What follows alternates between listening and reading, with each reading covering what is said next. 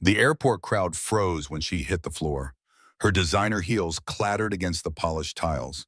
The sleek handbag flew open, scattering its contents across the terminal floor. A crimson envelope with gold lettering slid toward the wall, one that clearly wasn't meant to be seen by anyone. The man who rushed to help her wasn't just any bystander. Logan Carter had spent 12 years reading crisis situations in war zones. His hands moved with practiced precision as he checked her pulse and positioned her head. He had no idea that picking up that envelope would change everything. No idea that helping this stranger would drag him into a world of shadows and secrets. A world that would threaten the one thing he'd sworn to protect at all costs: his son. Logan Carter had barely slept. His son Max had suffered an asthma attack last night, and between monitoring his breathing and whispering promises that everything would be okay, Logan had forgotten about his airport catering gig until the alarm screamed at 5 a.m. By the time he loaded the soup trays into his dented minivan, the clock was already mocking him. The dashboard was littered with unpaid medical bills, reminders of why a former military systems engineer was now working 3 jobs. "Don't worry, buddy," he whispered, glancing at the worn backpack on the passenger seat that held Max's sketchbook and asthma inhaler. "I'll be back before lunch. Mr. Davis promised to check on you every hour. Don't skip your meds." The airport terminal was a symphony of chaos, announcements blaring, carts beeping, travelers rushing. But chaos was familiar territory for Logan. In his 12 years as a systems engineer for military operations, he'd learned to find patterns in disorder, to stay calm when everything around him threatened to collapse. The loading dock behind Terminal C was even worse. Yelling, honking, a pallet of juice bottles crashing to the ground.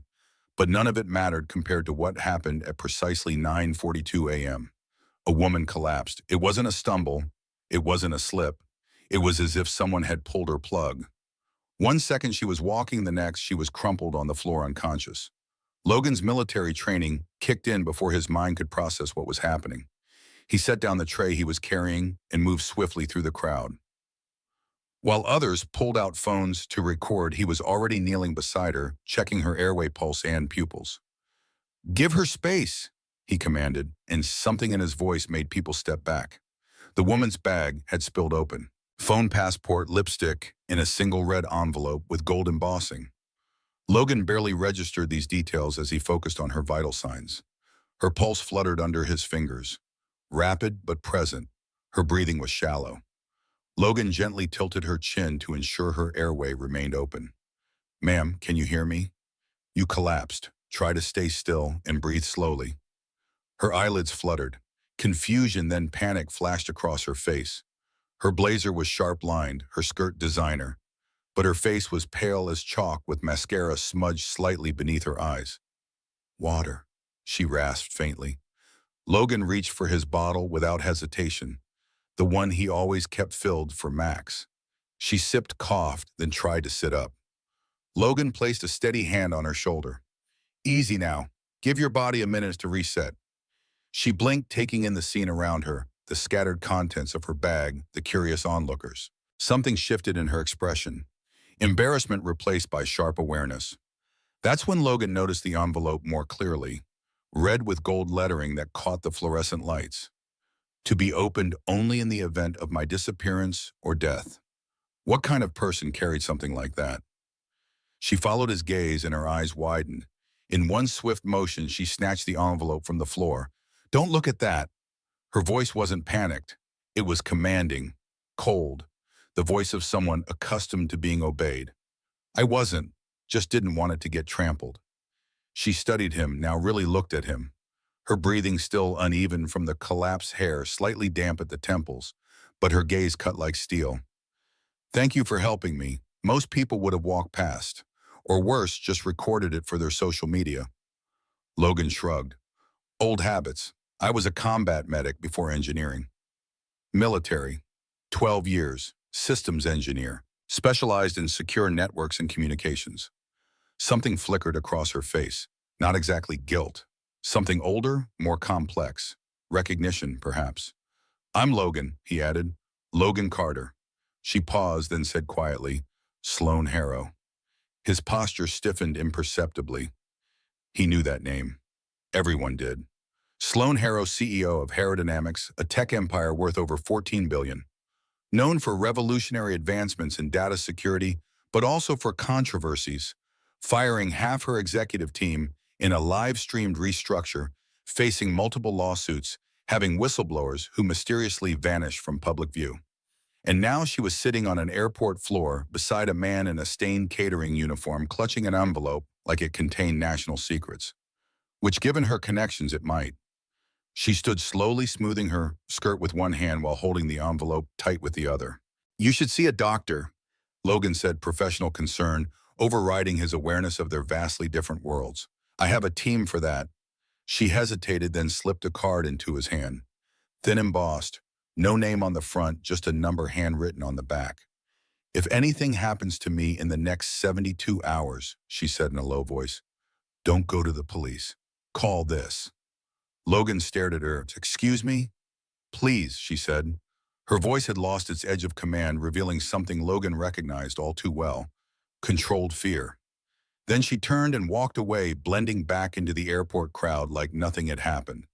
But Logan could feel it already, that familiar tremor in the air right before an operation went critical. Because whatever was in that envelope, whatever had made Sloan Harrow collapse, it wasn't over. Not by a long shot. Logan Carter didn't believe in coincidences. Not anymore. He'd learned that lesson in Kandahar when a random power failure had preceded an attack on their communications hub by exactly 7 minutes. He'd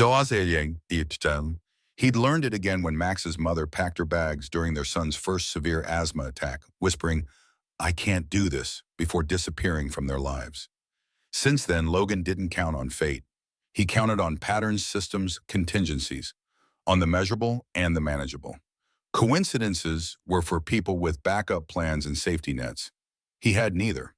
So when a billionaire tech CEO collapsed in front of him, handed him an unmarked card, and warned him not to go to the police if she vanished, he didn't think it was chance. He thought it was a problem. And now it was his problem. The card Sloan Harrow had given him was plain white cardstock. No company logo, no embossed name, just a single number handwritten on the back: 201-792-3678. No label, no context. He slipped it into his wallet behind Max's latest drawing, a robot chef with remarkably detailed circuit patterns that made Logan both proud and wistful. His son had inherited his affinity for systems, for seeing how things connected and worked together. In another life, one with better health insurance and no medical debt, he might have been able to nurture that talent properly. Logan finished his shift mechanically, his mind cataloging and analyzing what had happened. Sloane's collapse had seemed genuine, not staged. Her fear when she handed him the card had been real. And that envelope, to be opened only in the event of my disappearance or death, suggested she was prepared for something catastrophic. What troubled him most was her warning about the police. In his experience, people who avoided law enforcement fell into two categories: criminals and victims who didn't trust the system to protect them. Sloan Harrow, with her billions in connections, didn't fit the profile of someone vulnerable to ordinary threats. Unless the threat was extraordinary. Logan's apartment was on the third floor of a faded building in Jersey City, close enough to Manhattan for his catering gigs, far enough to be almost affordable. The elevator hadn't worked in months, so he climbed the stairs, his knees protesting after hours on his feet. He found Mrs. Abernathy, his elderly neighbor, sitting with Max at their small kitchen table. Max's homework was spread out beside a half-eaten sandwich. "Dad, did you bring me anything from the airport?" Logan smiled, the weight of the day momentarily lifting. "Just these," he said, pulling 2 packets of airplane pretzels from his pocket, saved from the catering cleanup. "Awesome!" Max's eyes lit up as if they were treasure. Mrs. Abernathy stood gathering her knitting. "He's been a good boy. Used his inhaler right on schedule." "Thank you for watching him," Logan said, pressing $20 into her hand. Money he couldn't spare, but a debt he refused to leave unpaid. "Any time, dear. You know I enjoy his company."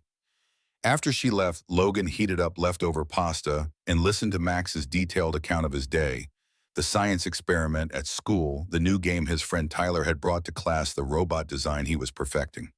"See, Dad, I added a cooling system here so his circuits don't overheat when he's cooking spicy stuff." Logan examined the drawing with genuine interest. "That's smart thinking, buddy. Heat management is crucial in any complex system. Max beamed at the approval. At 8 years old, he understood more about engineering principles than most adults, soaking up Logan's explanations like a sponge. It was their bond, this shared language of systems and solutions of problems broken down into solvable parts. After dinner, after homework, check, and teeth brushing, after the nightly ritual of checking that the inhaler was within reach and the nightlight was on, Logan sat at the kitchen table with his laptop. He hesitated only briefly before typing Sloan Harrow into the search bar.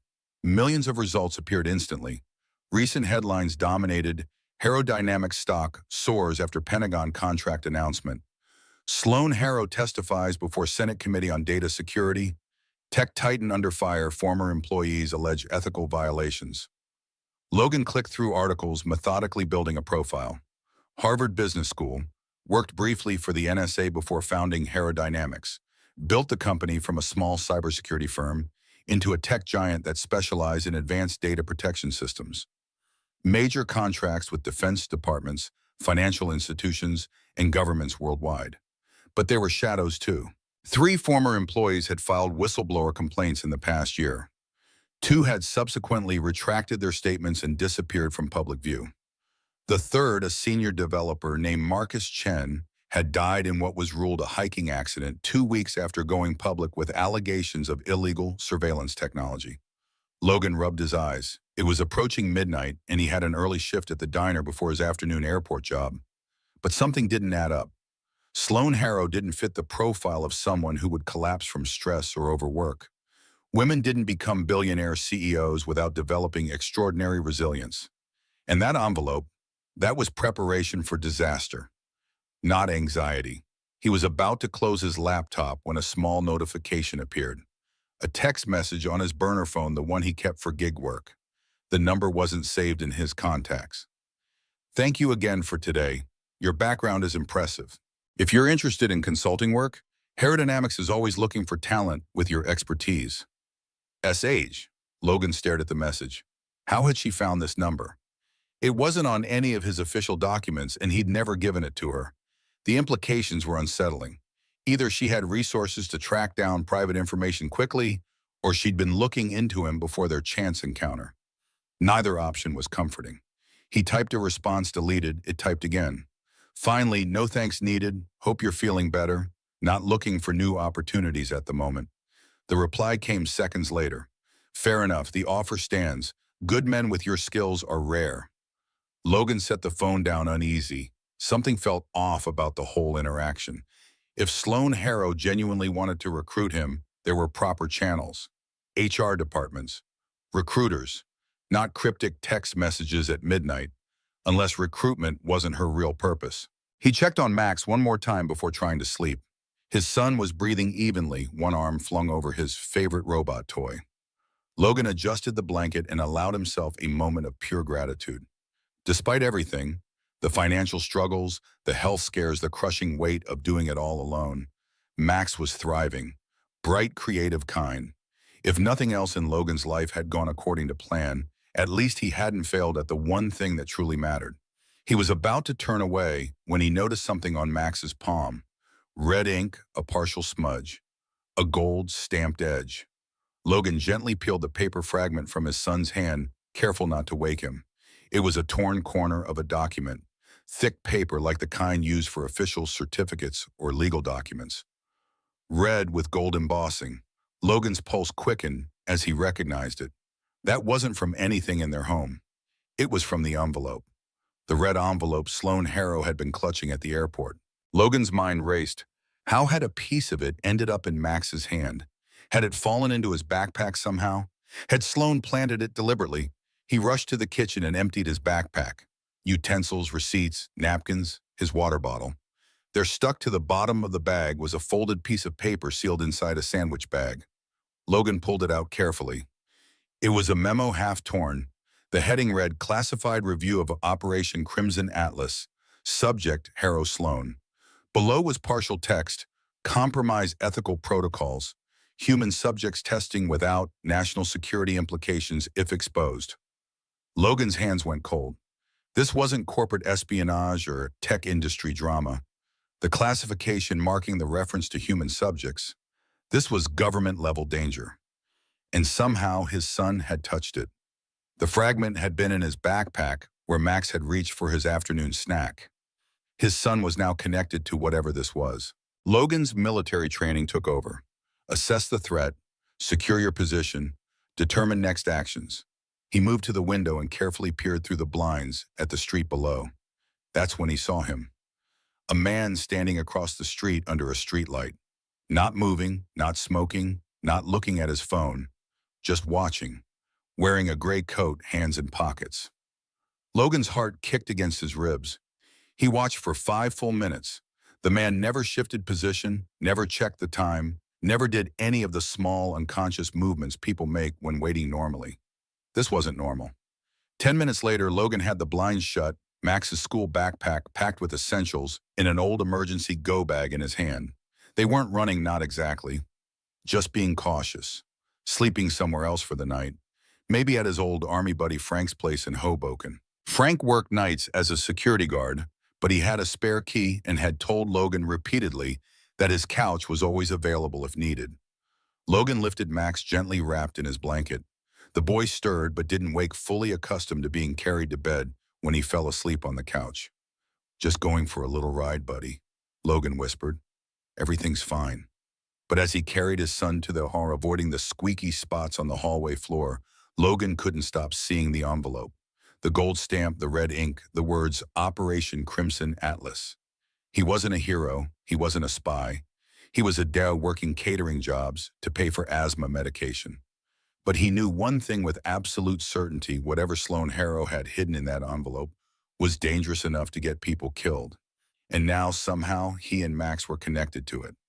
Frank's apartment was dark when they arrived as expected. Logan used his key and carried Max to the couch, tucking the blanket around him before doing a quick security check of the small one-bedroom apartment. Windows locked, blinds, closed door chained.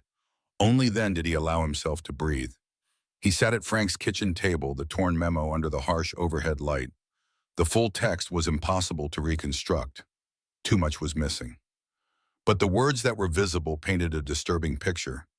Crimson Atlas, neural interface technology, unauthorized testing, civilian facilities, subject mortality rate of 17%. Harrow refused to authorize, threatened to expose, containment protocols initiated. Logan ran a hand through his hair. Neural interface technology, human subjects, mortality rate. These weren't terms from ordinary business operations. This was experimental technology being tested on people with deadly results. And from what he could piece together, Sloan Harrow had refused to authorize something and threatened to expose it, which would explain why she was carrying an emergency envelope and why she might expect to disappear. Logan's phone buzzed with another 10 from the unknown number. "Your location has been compromised. Move immediately. Check the blue sedan, 2 blocks east. Don't use your vehicle." His blood ran cold. How did she know they'd left the apartment? How did she know about the blue sedan? Logan moved to the window and carefully peered out. 2 blocks east, barely visible under a street light, was a blue sedan. As he watched, its headlights flashed once, twice, 3 times. A deliberate signal. This was beyond coincidence, beyond chance. Sloan Harrow wasn't just aware of his movements.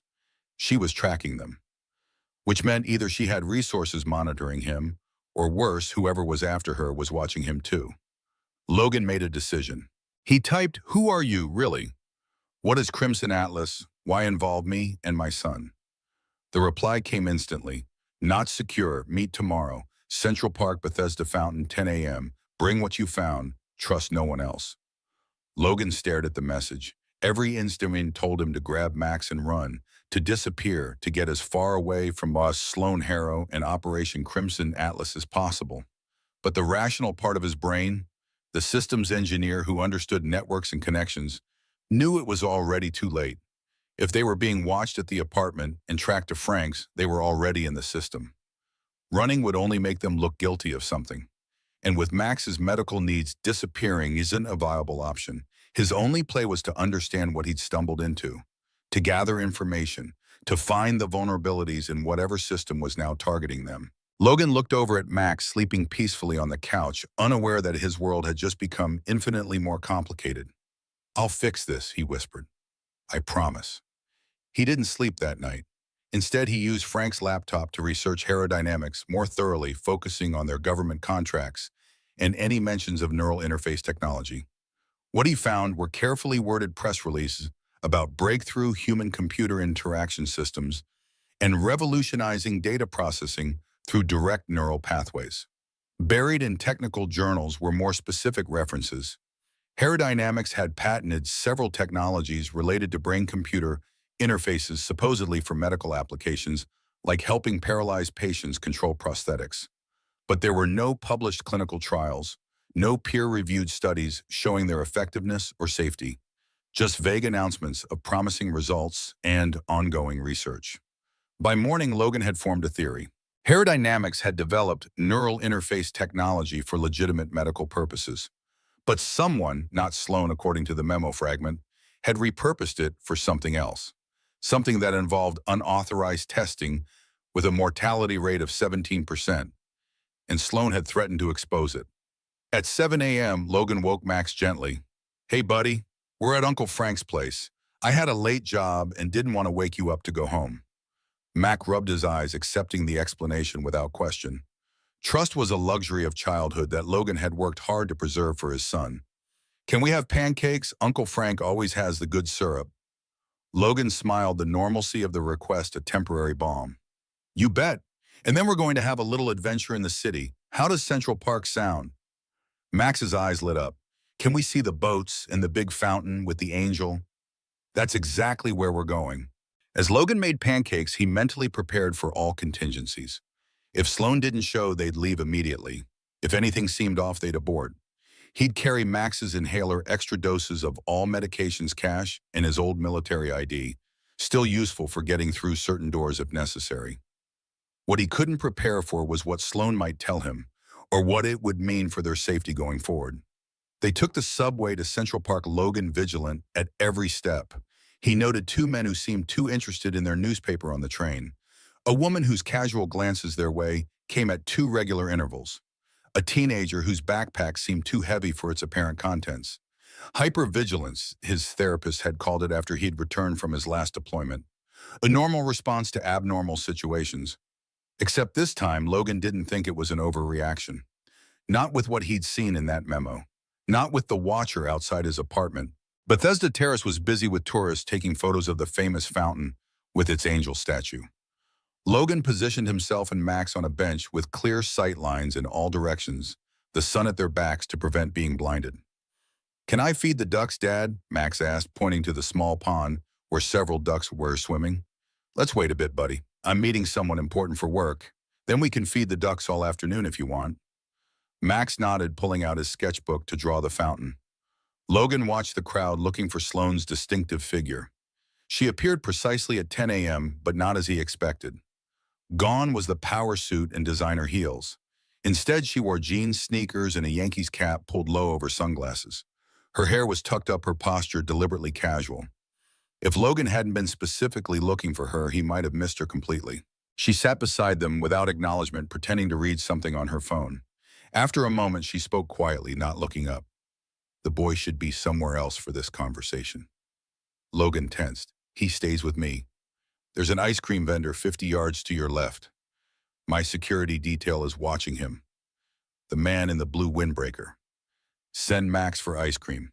He'll be safe for 5 minutes, and we need to talk privately." Logan hesitated, every protective instinct screaming against letting Max out of his sight. But he also needed answers, and certain conversations weren't for 8-year-old ears. "Max, buddy, would you like some ice cream? You can get whatever you want." Max looked up from his drawing. "Really, even a double scoop?" "Even a double. Here." Logan handed him a $10 bill. "See that card over there? Go ahead. I'll watch from right here." Max raced off and Logan turned to Sloan. "You have exactly 3 minutes to explain why my son found classified government documents in his snack bag." Sloan removed her sunglasses, her eyes meeting his directly. 3 years ago, Aerodynamics developed a neural interface system called Nexus. It was designed to help coma patients communicate, to let paralyzed people control devices with their thoughts. It was meant to heal. Let me guess, someone had other ideas. The Defense Intelligence Agency saw its potential as an interrogation tool. Imagine extracting information directly from a subject's brain, bypassing conscious resistance. They created a black project, Crimson Atlas, to adapt our technology. I discovered unauthorized testing was happening in civilian hospitals, on patients who couldn't consent, on people whose deaths wouldn't raise questions. Logan's jaw tightened. The memo mentioned a 17% mortality rate. It's higher now. When I threatened to go public, they didn't fire me. That would have drawn attention. Instead, they turned Aerodynamics into my prison. Every email monitored, every call recorded. They installed their people throughout my company. I've spent the last year gathering evidence, building a case impossible to ignore or bury. And the envelope? Insurance. The final piece. Names, dates, facility, locations, authorization codes. Everything needed to expose Crimson Atlas completely. She paused. I didn't plan it on you. When I collapsed, which was genuine, they've been dosing my medication. I must have dropped it. A fragment must have stuck to your bag. Logan processed this, his mind running through implications and connections. Why tell me to avoid the police? Because I don't know which ones are compromised. Crimson Atlas has high-level clearance and government protection. They've infiltrated local departments near testing facilities. They have a cleaner, a man they call the Pale. No official record, no fingerprints in any database. He doesn't kill targets, he makes them vanish entirely. The man outside my apartment last night. Sloane's expression tightened. You saw him? Gray coat, no facial hair, completely still. Then you're already in their system. They know you have the fragment. She glanced toward Max at the ice cream cart. Both of you are. Logan felt a cold weight settle in his stomach. What do they want? The envelope. They think I gave it to you deliberately. They think you're my chosen courier. I'm not getting involved in this. My son comes first. It's too late for that, Logan. You became involved the moment you helped me, the moment that fragment ended up in your possession. Sloane leaned closer. But I can help you. I have resources, contingency plans, safe houses they don't know about. And what do you want in return? The fragment, I want your skills, your military background, your systems expertise. I've spent a year trying to outmaneuver them alone. I need someone who understands security protocols, someone who can think like they do. Logan watched Max carefully selecting his ice cream flavors, completely unaware of the danger surrounding them.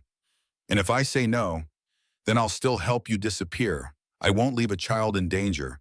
But without your help, I may not be able to stop Crimson Atlas. More people will die in those experiments, and eventually they'll find you anyway. The choice crystallized in Logan's mind: run and hide, always looking over his shoulder, or stand and fight using his skills to end the threat permanently. Neither option was good, but only one offered a chance at a normal life for Max afterward. If I help you, I need guarantees. Max's safety comes first. Always. And when this is over, we walk away clean. New identities if necessary, but a real life. Not looking over our shoulders forever. Sloane nodded. I've already arranged it. Everything's in place. She handed him a small flip phone. Burner, untraceable. I'll contact you on it tonight with coordinates for a secure location. Don't go home. They're watching it. Max was returning proudly, carrying a double-scoop cone that was already beginning to drip. Dad, I got chocolate and strawberry. Logan forced a smile. Looks amazing, buddy. Sloane stood replacing her sunglasses. Cute kid, she said loudly, as if she were just a random park-goer making conversation. Then quieter. Wait 30 minutes after I leave, then take the one train to South Ferry. My people will find you. She walked away, just another tourist enjoying the park. Logan watched her go, the weight of her revelations settling over him like armor. Heavy, confining, but potentially life-saving. Who was that lady, Dad? Max asked happily, licking his ice cream. Just someone from work. Logan pulled his son close with one arm. Hey, how would you like to go on a little vacation? Maybe see some new places for a while. Like a real trip, not just to Uncle Frank's. A real trip, an adventure. Max's eyes widened with excitement. Can I bring my robot designs? Maybe we'll find someone who can help build them? Absolutely, Logan said, his throat tight with the effort of maintaining normalcy. You never know who we might meet. As they sat watching the fountain, Logan's mind was already mapping out contingencies, escape routes, security protocols. The systems engineer in him calculating risks and solutions. The father in him vowing to protect his son at all costs. The soldier in him preparing for battle. Because whatever Crimson Atlas was, whoever the Pale was, they had made one critical mistake. They had threatened his child. And that was something Logan Carter would never allow to stand. The South Ferry Station was crowded with tourists heading to the Statue of Liberty. Logan held Max's hand tightly as they navigated the throng, his eyes constantly scanning for threats. The weight of the burner phone in his pocket felt like a live grenade with the pin halfway pulled. Dad, are we going to see the big green lady? Not today, buddy. Nah, we've got somewhere special to go. Logan spotted him immediately. A man in a chauffeur's uniform holding a tablet with Carter, displayed on the screen. Not subtle but effective in the crowd. Logan approached cautiously, positioning Max slightly behind him. Mr. Carter, Ms. Harrow sent me. The car is this way. The vehicle wasn't what Logan expected. Not a sleek town car or SUV, but an ordinary yellow cab with a dented fender. Smart. Anonymous in New York traffic, able to use taxi lanes unlikely to draw attention. The driver didn't speak during the ride, and Logan didn't ask questions. Instead, he pointed out landmarks to Max, maintaining the pretense of a father-son adventure while memorizing their route. Across the Brooklyn Bridge, through downtown Brooklyn, into a residential neighborhood of brownstones and small apartment buildings. They stopped in front of a 4-story building with no distinguishing features. The driver handed Logan a key card.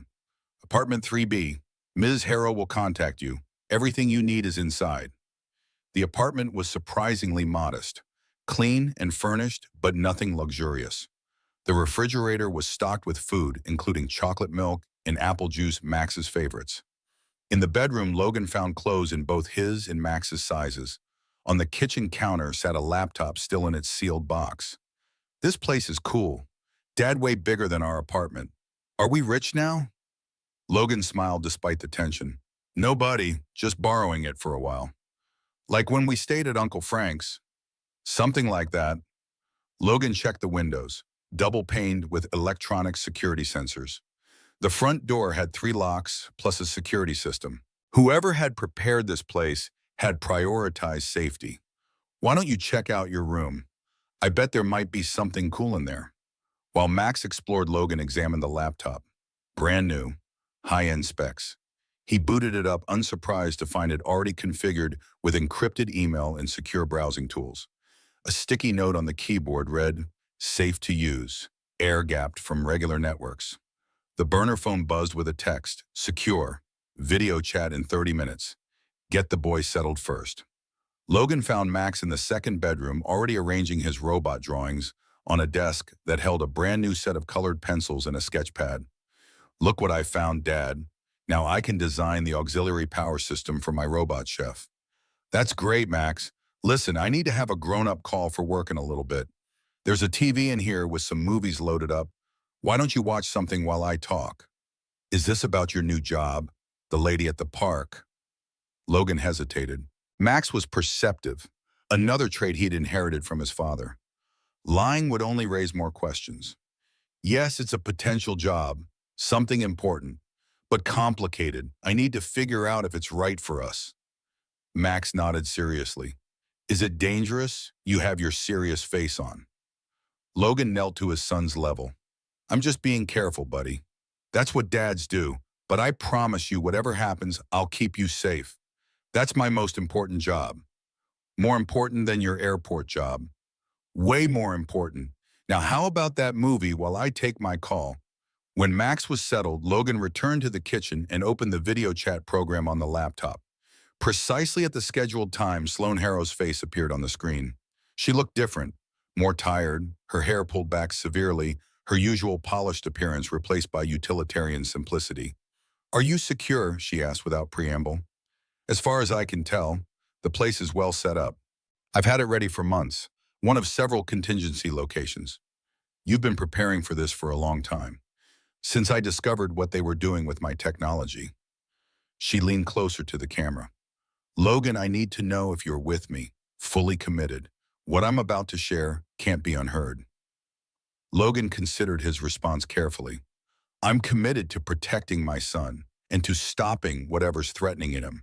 Beyond that, I need more information before I make promises. Sloan nodded, seemingly satisfied with his candor. Fair enough. Let me show you what Crimson Atlas really is. She shared her screen, displaying technical schematics for what looked like an advanced neural interface, a web of microscopic sensors designed to integrate with human brain tissue. This is Nexus in its original form, designed to help locked-in patients communicate. The sensors create a two-way channel between the brain and external computing systems. Thoughts converted to data, data converted to neural signals. The schematics changed, showing a more aggressive, invasive design. This is what the DIA did to it. They weaponized it. Instead of gentle communication, they created a system that can override neural pathways, that can extract information forcibly, that can, in the most extreme application, control motor functions against the subject's will. Logan's military background helped him grasp the implications immediately. Mind control. Crude, but yes, and they've been testing it on civilians, patients in long-term care facilities, homeless people who won't be missed, using shell companies to access vulnerable populations. The 17% mortality rate, brain hemorrhaging, neural pathway collapse. The human brain fights external control, sometimes violently. Logan felt sick. And they're doing this with government authorization. A black authorization buried under classified protocols. Only a handful of people know the full scope. The rest see compartmentalized pieces. Medical research, advanced interrogation techniques, next-generation battlefield communications. None see the whole picture, except you. I built the original technology. I knew what it could become in the wrong hands. When I realized what was happening, I began gathering evidence. Names, locations, authorization codes, test results. Everything needed to expose it completely. And that's what was in the envelope. The final piece, confirmation from inside DIA that they knew the mortality risks and proceeded anyway. Authorization to expand testing despite the deaths. She paused. Logan, these people don't care who they hurt. They see only the potential weapon, the ability to extract information from enemies, to disable hostile forces remotely, to create the perfect intelligence asset who can't resist interrogation. Logan processed this, the systems engineer in him, mapping connections, vulnerabilities, attack vectors. What exactly do you need from me? With your resources, you could go public, flee the country, disappear. I tried going public. The evidence was discredited, witnesses silenced. As for fleeing, they're watching all transit points, and disappearing isn't enough. They'd continue the program under a different name. So what's your plan? I've built a secure server containing all the evidence. It's isolated, unreachable from the outside. But I need to add the final pieces, the documents from the envelope, authentication codes, final confirmations. Then trigger a simultaneous release to multiple outlets, journalists, oversight committees, international courts. Too many targets to silence all at once. And my role in this, I need your systems expertise, your military background. You understand both the technical and operational security aspects. You know how they think, how they'll try to stop us. She leaned forward. And I need someone I can trust, someone they don't control. You barely know me. I know enough. I've read your service record, seen your security clearance evaluations. You were described as pathologically ethical by your commanding officer. Refused to compromise civilian safety protocols even under direct orders. Logan's eyes narrowed. You've been investigating me since before the airport. Yes. She didn't bother denying it. I've been searching for the right ally for months. When I found your profile, I arranged our meeting. The collapse was staged. No, that was real. They've been poisoning me slowly. Micro amounts of toxins in my food, my medications. Not enough to kill, just enough to create health concerns that would justify removing me eventually. I've been counteracting it with chelation therapy, but it's not perfect. Logan felt a surge of anger. You deliberately pulled me into this, endangered my son. I needed help, and your skills are unique. Military systems, training, ethical backbone, no family connections they could leverage against you except Max. A single point of vulnerability is easier to protect. She met his gaze through the screen. I'm not proud of it, but people are dying, Logan, and more will die if Crimson Atlas continues. The moral calculus was complex, but the engineering problem was clear. A corrupt system needed to be exposed and shut down. And whether he liked it or not, he was already part of it. What's our timeline? 3 days. I've scheduled a board meeting where I'll be removed for health reasons. Once that happens, I lose access to the final authentication systems. We need to complete the evidence package and trigger the release before then. And Max, his safety is non-negotiable. Already arranged, a secure location outside their surveillance network. Full medical facilities for his condition. He'll be safer there than anywhere else. Logan considered his options. Run and hide hoping they wouldn't be found. Or fight back using his skills to end the threat permanently. For Max, the choice was clear. I'm in, but Max goes to the secure location first. Today, before I do anything else. Agreed, update. I'll make the arrangements immediately. The screen went blank, leaving Logan alone with his thoughts. He'd just allied himself with a billionaire tech CEO against elements of his own government. A year ago, he'd been worrying about catering gigs and overtime pay. Now he was planning to expose a classified black project that had already killed people to protect its secrets. Max appeared in the doorway, rubbing his eyes. Dad, the movie ended. Logan pushed aside his concerns and smiled. Did you like it? It was okay. Are you done with your work call? For now, buddy. Hey, how would you feel about going to a special place for a few days? Like a cool science camp with doctors who can help with your asthma. Max's eyes widened, like the X-Men school with other kids who have special things wrong with them. Logan chuckled despite himself. Something like that.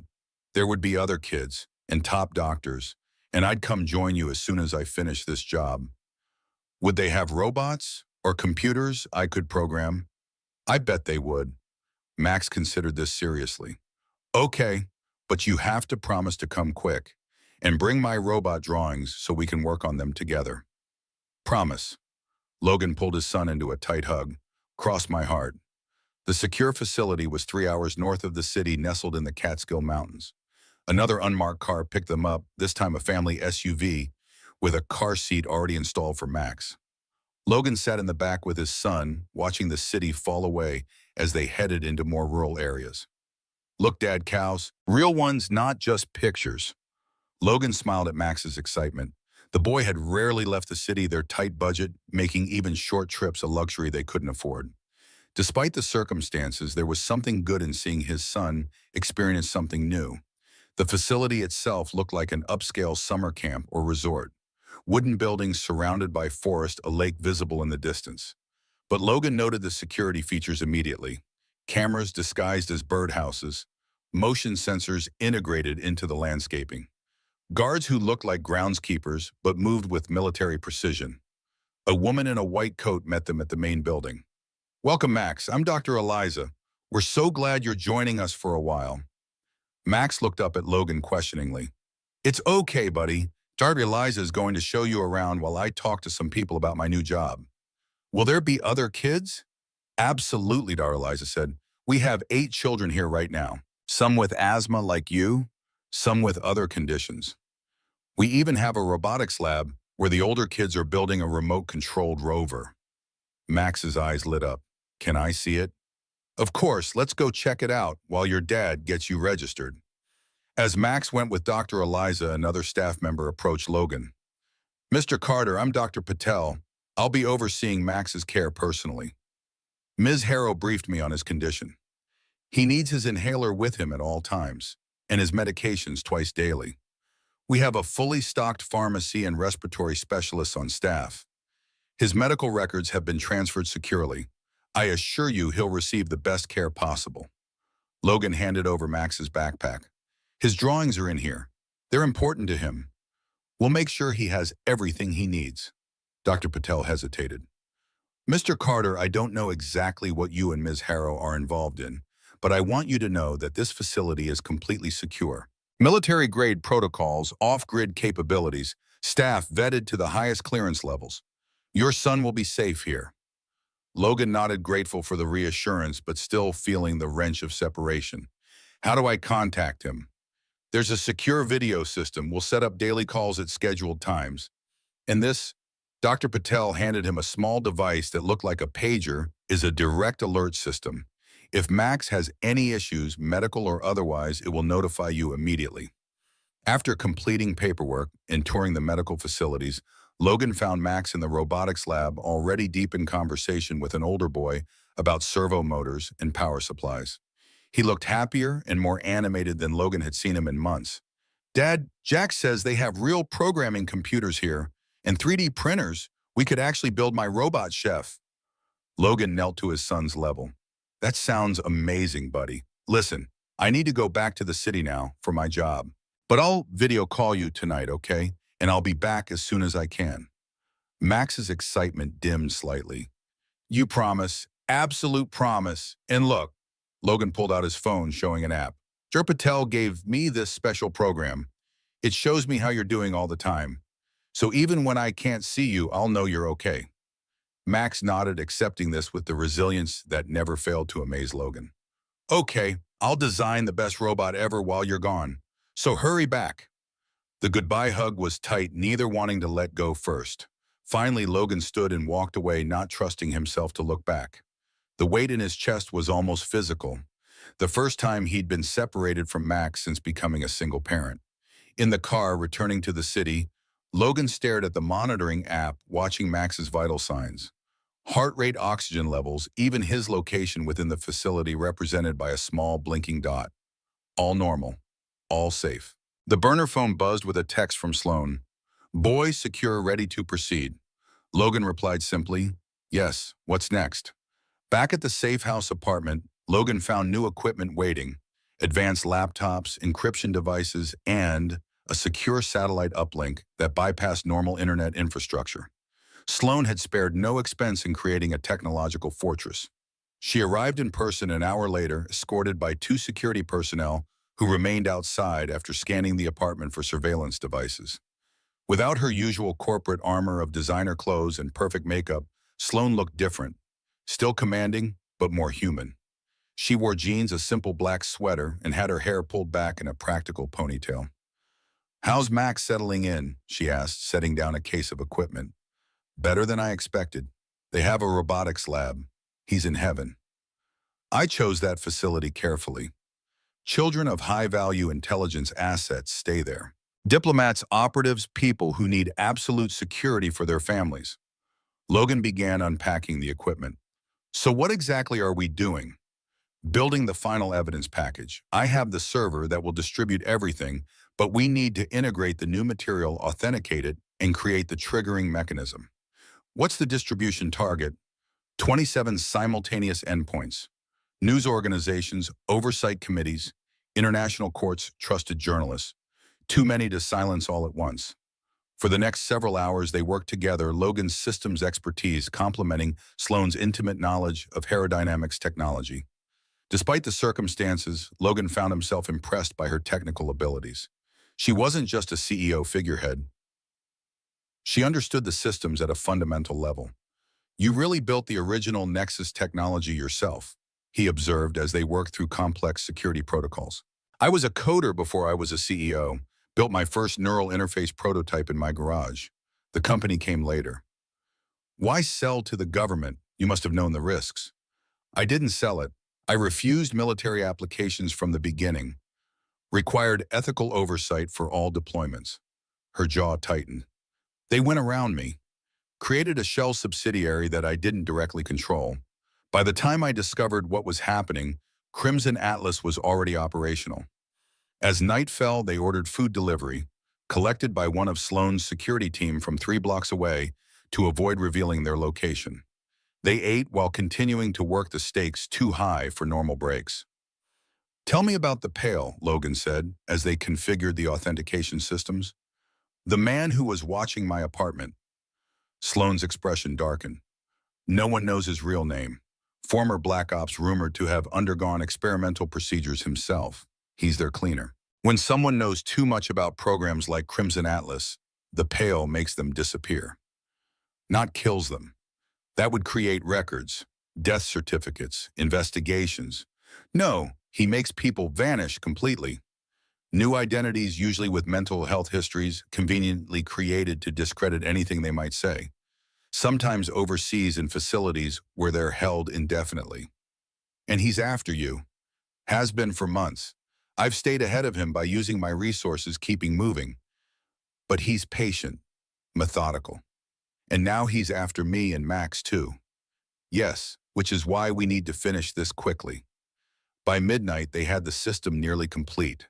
A technological dead man switch designed to release everything, if not reset every 24 hours. The final piece was integrating the fragments from the red envelope with the larger evidence package.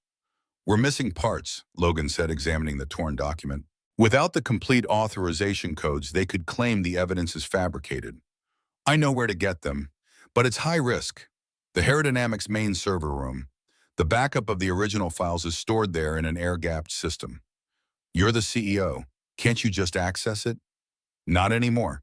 They've restricted my access under the guise of health concerns affecting my judgment. My executive team has been compromised. But I still have my physical access credentials. We just need to get past the human security. Logan considered the challenge. Tomorrow night, security is minimal on Sundays. Mostly automated systems that I helped design. She looked at him intently. This is the dangerous part, Logan. If you want to back out, now's the time. And let the pale find me and Max eventually anyway. No. We finish this. He checked the monitoring app again. Max's vital signs showed he was sleeping peacefully. But first I need to make a video call to my son. Sloan nodded, giving him privacy. Logan connected through the secure system to Max's location. A staff member answered, then brought a sleepy Max to the screen. Dad, I made friends with Jack and Ellie, and we're designing a robot arm tomorrow. That's great. Buddy, are you feeling okay using your inhaler? Dr. Eliza has a cool one that measures my breathing and sends it to her computer, and the food is way better than school lunch. Logan smiled at relief washing through him at seeing Max's enthusiasm. That sounds amazing. I miss you, though. I miss you, too. But Jack says his dad goes away for work stuff all the time. Sometimes for weeks. You're coming back way sooner than that, right? Absolutely. Just a couple more days. Okay. Love you, Dad. Love you too, Max. More than anything. After the call ended, Logan found Sloan working at one of the laptops. She glanced up briefly. He seems like a remarkable kid. He is. Smart, resilient. Better than he has any right to be given everything. His medical condition, the asthma, is it severe? Moderate to severe, requires daily management, emergency intervention sometimes. It's why I work so many jobs. Health insurance only covers so much. Sloan was quiet for a moment. When this is over, that won't be a concern anymore. Logan looked at her sharply. I'm not doing this for money. I know, but taking care of Max shouldn't require working yourself to exhaustion either. She returned to her work. Get some sleep. Tomorrow will be high risk. You'll need to be sharp. Logan took the couch, leaving Sloan the bedroom, though he doubted either of them would sleep much. Before closing his eyes, he checked the monitoring app one more time. Max's vitals strong and steady. Whatever happened tomorrow, his son was safe. That knowledge alone allowed him to finally rest. The next morning brought a flurry of preparation. Sloan's security team delivered floor plans of the Aerodynamics building, security rotation schedules, and electronic bypass tools. Logan reviewed everything methodically, applying his military training to identify vulnerabilities and contingencies. The server room has biometric access, he noted, examining the security protocols. Fingerprint retinal scan and voice authentication. I still have access. They couldn't remove my biometrics without raising red flags with the board. And once we're in, 4 minutes to download the authentication codes to this. She held up a specialized drive. Then we exit through the loading dock. Sunday nights it's minimally staffed. What about the pale? If he's tracking you, he'll be watching Aerodynamics. That's why I haven't been within 3 blocks of any company property for weeks. He won't expect me to go there directly. It's too obvious. Logan wasn't convinced. People like him don't think in terms of obvious. They think in terms of necessary targets. If he knows what you're after, he'll have all potential sources covered. Then we'll need a distraction. They spent the day finalizing their plan, checking and rechecking equipment running through scenarios. Sloan's security team provided communications gear, non-lethal defensive tools, and a vehicle with emergency features. Bulletproof glass, run-flat tires, engine block protection. At 9 p.m. they were parked a block from Aerodynamics' main building in Manhattan's financial district. Sunday night, the massive glass tower was mostly dark, just security lighting, and a few scattered offices where workaholics were catching up before the week began. Remember, Sloan said as they prepared to move. If anything goes wrong, the priority is the drive, not me. The evidence has to get out. Logan checked his equipment one last time. Let's make sure nothing goes wrong. They approached through the underground parking garage using Sloan's executive access card. As predicted, security was minimal. A single guard at the desk who barely glanced up as Sloan swiped her card. Working late, Ms. Harrow. Budget review for the board meeting. The numbers never sleep, Robert. Her casual confidence was masterful. No hint of tension. No indication this was anything but a routine weekend work session. The guard nodded sympathetically and returned to his monitor. They took the executive elevator directly to the 44th floor, bypassing the standard security checkpoints. So far, everything was proceeding according to plan.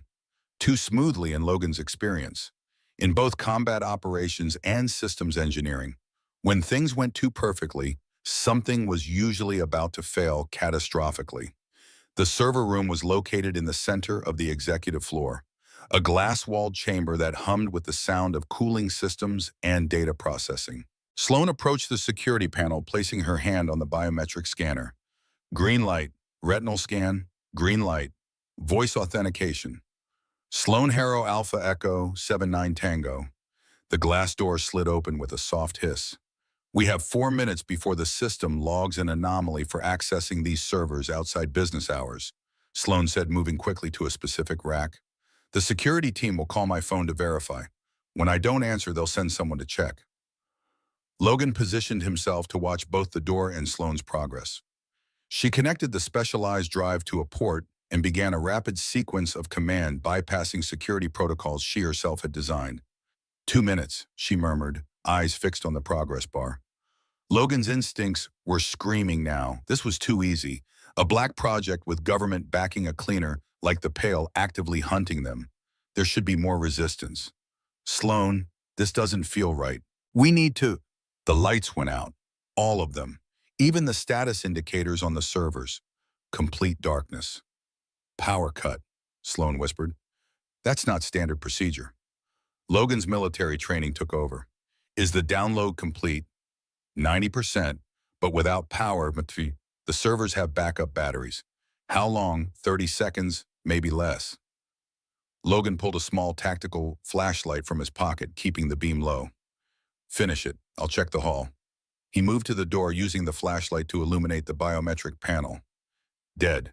The emergency release required a key they didn't have. We're locked in. This isn't a system failure. It's deliberate.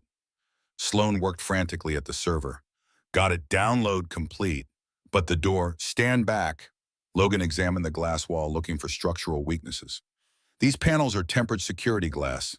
Hit them in the corner, not the center.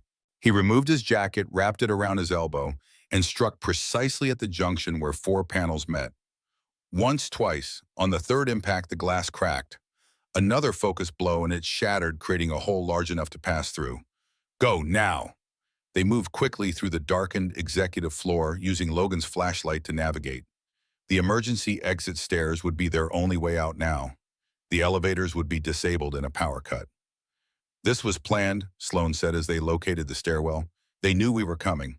Save it for later. 44 floors down is our priority now. They began the descent, moving as quickly as safety allowed. 10 floors down, they heard a door open above them. Footsteps. Multiple sets. Professional measured. Not the chaotic movement of confused security guards, but the disciplined approach of tactical operators. Faster, Logan whispered. 20 floors down, Sloan was struggling to maintain the pace her breathing labored. The slow poisoning she'd mentioned was clearly taking its toll. I need a minute, she gasped. We don't have a minute. Logan checked the monitoring app quickly. Max's vitals still normal, location unchanged. At least his son was safe. Here, lean on me. They continued downward Sloane's arm across Logan's shoulders. The footsteps above were gaining in them. 30 floors down, Logan made a decision. The next floor we exit, find another stairwell. They're expecting us to go all the way down. They pushed through the door onto a random office floor, accounting based on the cubicle layout. Moving silently through the darkness, they navigated toward the opposite side of the building where another emergency stairwell should be located. Logan, Sloane whispered suddenly, look. Through the floor-to-ceiling windows, they could see adjacent buildings had power. The streetlights below were functioning. This wasn't a grid failure. They cut power just to this building, specifically to trap us. Logan nodded grimly, which means they have control of the security systems. All of them. They located the second stairwell and continued their descent, moving more cautiously now. 5 floors from the bottom, Logan heard something that made his blood run cold. A voice echoing up from below. Ms. Harrow, Mr. Carter, this is becoming unnecessarily complicated. The voice was calm, almost friendly, and coming closer. He's below us, Sloane whispered, the pale. Logan assessed their options rapidly. Continuing down would lead them directly to the pale. Going back up would take them toward the tactical team. They were being squeezed from both directions. Next floor, he decided. We crossed to the 3rd stairwell. This floor was different. Research and development filled with laboratory equipment and prototype stations. They navigated through darkness, using Logan's flashlight sparingly to avoid detection. That's when Logan saw it, a prototype of the Nexus neural interface system displayed in a glass case, the original technology that had been weaponized into Crimson Atlas. Seeing it made the stakes suddenly viscerally real. A noise behind them, the stairwell door opening. Logan pulled Sloane behind a large server bank, extinguishing his light. They waited, barely breathing, as footsteps approached. Slow, measured, deliberate. I know you're here, came the voice, the pale, closer now. This doesn't need to end badly. The evidence won't matter. The program is too valuable to be exposed. Logan felt Sloane tense beside him. She clutched the drive containing the authentication codes. The final piece needed to expose everything. The footsteps moved away, then stopped. Consider your son, Mr. Carter. Max isn't it? Asthma can be so unpredictable. One never knows when a severe attack might occur. Well, Logan's heart froze. The monitoring app, Max's vitals were still normal. The facility was secure, but the threat was clear. He's bluffing, Sloane whispered almost inaudibly. Max is safe. But Logan knew men like the Pale didn't bluff. If he mentioned Max, he had some way to reach him. What do you want? Logan called out, decision made. The footsteps approached again. Just the drive, Mr. Carter. Ms. Harrow's personal vendetta isn't worth your son's life. Don't, Sloane hissed. We're so close. Logan's mind raced, evaluating options, calculating risks. The lives of many against the life of his son. The greater good against his most sacred responsibility. The tactician versus the father. How do I know Max will be safe? You have my word. The word of a man with no name. A soft chuckle. Names are overrated, Mr. Carter, but professional reputation matters. I've never broken a promise. Logan stood slowly, revealing his position. Sloane remained hidden. The Pale stood 10 feet away, just as Logan remembered from outside his apartment. Gray coat, completely hairless, skin unnaturally smooth. Eyes that reflected light, oddly suggesting advanced contact lenses or artificial implants. A wise choice, the Pale said. The drive, please. Let me call my son first. Verify he's safe. Of course, the Pale gestured accommodatingly. Use your secure line. I'll wait. Logan pulled out the monitoring device Dr. Patel had given him. Max's vitals were still normal, his location in the sleeping quarters. He pressed the call button for the direct line to the facility. No response. He tried again. Nothing. Communications can be so unreliable, the Pale said mildly, especially in remote mountain facilities. Cold fear washed through Logan. What have you done? Nothing yet. My associate is simply waiting for my instruction. The facility's external communications have been temporarily disabled. No harm has come to Max or any other child. You said you never break promises. Promise me Max will remain untouched. no matter what happens here. You have my word. Once I have the drive, your son will be of no further interest to us. Logan reached into his pocket as if for the drive. Instead, he pulled out the small EMP device Sloan's security team had provided, a last resort tool designed to disable electronic systems in a small radius. I'm afraid I can't take that chance. He activated the device. Instantly, all electronic systems within 20 feet shut down, including the comms device the pail was carrying. In the same motion, Logan lunged forward, tackling the pail to the ground. They struggled in darkness, Logan's military combat training against the pail's professional expertise. They were evenly matched. Logan stronger, but the pail more agile, seemingly immune to pain. "Sloan, go!" Logan shouted as he fought. "Get the evidence out." He heard her footsteps running toward the stairwell. The pail heard it too and tried to disengage, but Logan held him firmly, landing a solid blow to his solar plexus. The pail responded with a precise strike to Logan's throat that nearly crushed his windpipe. As they fought, Logan realized something disturbing. The pail's skin felt wrong, too smooth, too uniform, like advanced synthetic material rather than human tissue. "What are you, Mom?" Logan gasped, blocking another strike. "The future Mr. Carter. What your son could become with the right applications of Nexus technology." The implication chilled Logan to his core. Not just mind control, but complete physical enhancement. Human beings turned into weapons. The fight continued, brutal and efficient. Logan managed to get the pail in a chokehold, applying pressure to cut off blood flow to the brain, a technique that would incapacitate any normal human within seconds. The pail didn't lose consciousness. Instead, he smiled. "Conventional methods are ineffective against Crimson Atlas subjects, Mr. Carter." With inhuman strength, he broke Logan's hold and slammed him against a laboratory bench. Pain exploded across Logan's back. As the pail advanced, Logan grabbed the nearest object, a fire extinguisher, and discharged it directly into his opponent's face. The pail stumbled backward, temporarily blinded. Logan seized the opportunity, delivering a powerful kick that sent the pail crashing through a glass partition. He didn't wait to see if his opponent would rise. Instead, he ran for the stairwell, praying Sloan had made it out. He descended rapidly, ignoring the pain in his ribs and back. The tactical team would be converging on their location. His only advantage was knowledge of their exit strategy, the loading dock that Sloan had identified as minimally staffed on Sundays. When he reached the ground floor, emergency lights provided minimal illumination. He moved cautiously toward the loading area, listening for any sign of pursuit. The large shipping bay doors were closed, but a smaller personnel door stood ajar. Sloan must have gone this way. Outside, the night air hit his lungs like a blessing. The service alley was empty except for dumpsters and a few parked delivery vehicles. No sign of Sloan. Had she made it to the backup rendezvous point, or had she been captured? Logan moved quickly toward the street, staying in shadows. Their contingency plan specified a meeting point 3 blocks away, if separated. As he approached the corner, a car horn honked twice, their signal.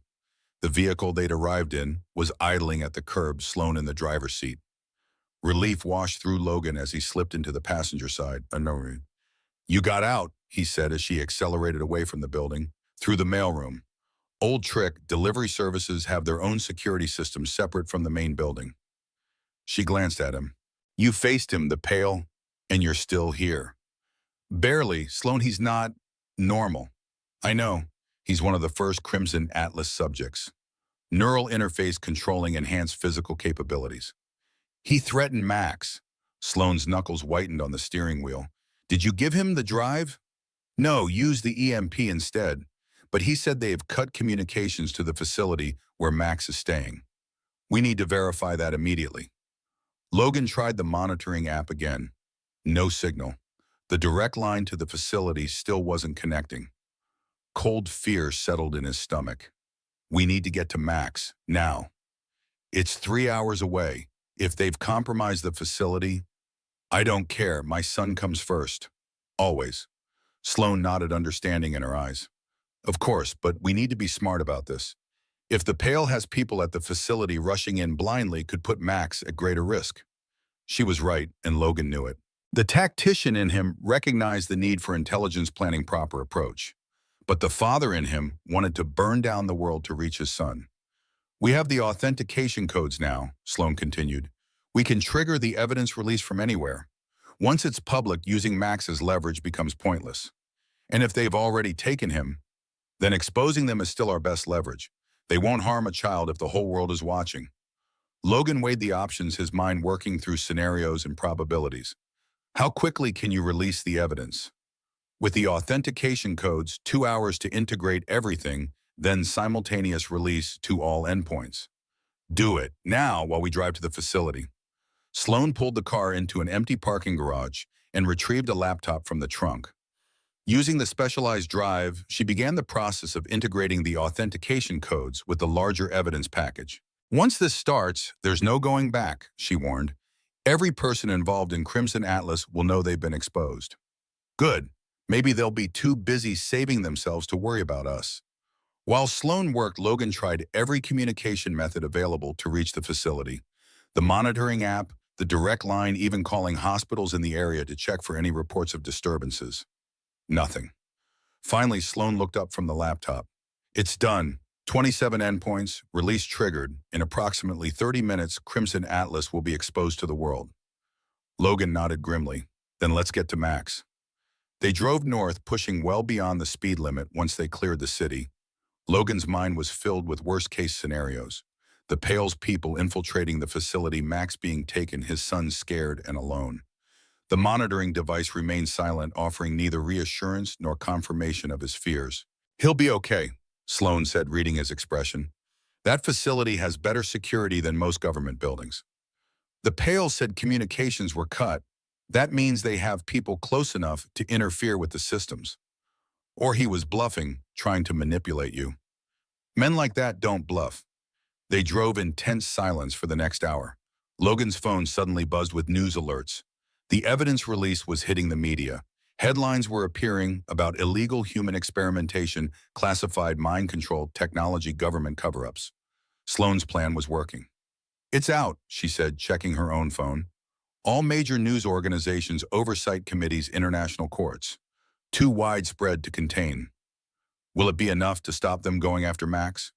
It should be. Their priority now will be damage control, destroying evidence, creating deniability.